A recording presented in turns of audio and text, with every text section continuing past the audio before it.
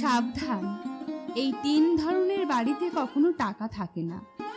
চাণক্য বিশ্বের অন্যতম শ্রেষ্ঠ কূটনীতিক আচার্য চাণক্য। তার নীতি আজও প্রাসঙ্গিক। আচার্য চাণক্য এমন তিনটি ঘরের কথা বলেছেন যে জায়গায় বসবাসকারীরা আর্থিক সমস্যায় ভোগেন।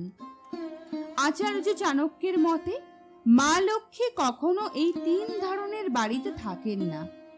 মা লক্ষ্মী কখনো সেই বাড়িতে বাস করেন না যেখানে সব সময় ঝগড়া ঝামেলা হয়েই চলেছে। আচার্য চাণক্যের মতে বিবাদের পরিবেশের কারণে বাড়িতে নেতিবাচক শক্তি থাকে, এমন জায়গায় মা লক্ষ্মী থাকেন না।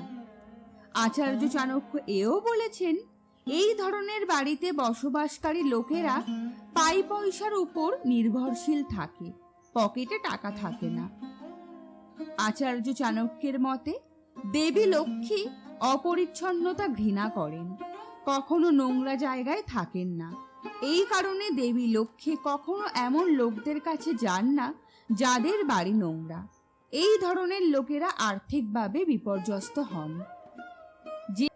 যে বাড়িতে মূর্খ মানুষ সম্মানিত হয়, জ্ঞানীদের নয়, বরং যেখানে মূর্খরা সম্মান পায় সেখানে কখনো সুখ হয় না।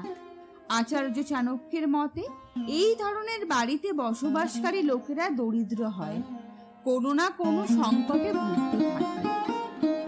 বন্ধুরা, আজকের ভিডিওটি আমরা এখানেই সমাপ্ত করছি।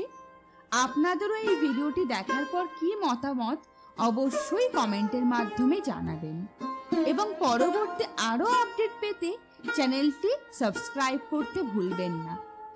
আজকের মতো বিদায়। ভালো থাকবেন, সুস্থ থাকবেন।